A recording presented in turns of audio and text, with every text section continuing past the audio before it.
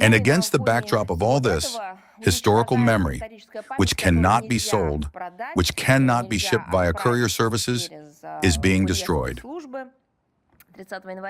On January 30 of this year, footage circulated throughout the network in which Yuri Savchuk, the director of the Museum of the History of Ukraine in the Second World War, formerly the Museum of the Great Patriotic War of 1941 to 1945, personally knocks off the letters of the inscription. Their names are immortal, their feats will live forever from the heroes of the front and rear monument with a rusty hammer. This monstrous, vile, disgusting action was clumsily explained by the museum as dismantling for the purpose of restoration, further preservation, and museum interpretation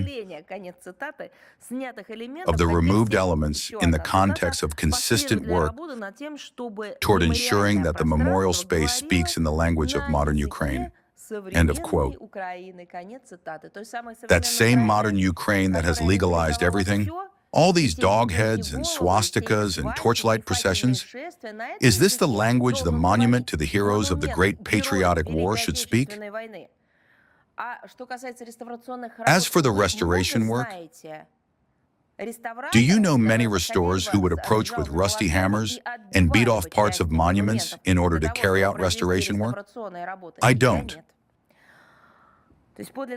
That is to say, the true motivation of this step, clearly aimed at a media effect, was not hidden. In fact, they wanted to erase the memory of the approximately 7 million residents of the Ukrainian Soviet Socialist Republic who fought against the fascists during the years of the Great Patriotic War, of whom about 1.5 million gave their lives. A pocket structure of neo-Banderites for the retailoring of history, decolonization, Ukraine,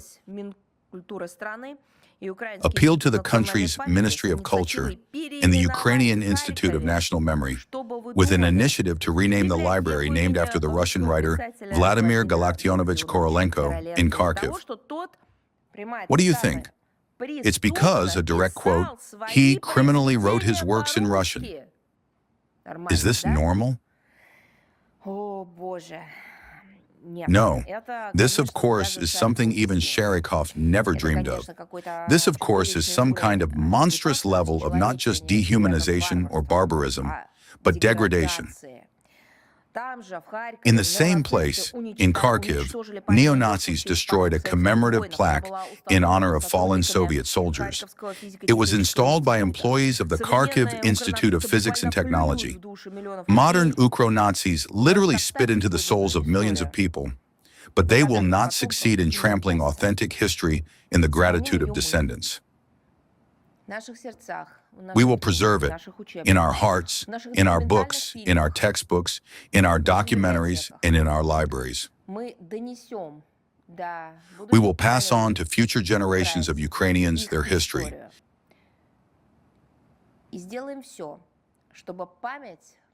And we will do everything so that the memory of their ancestors is never forgotten.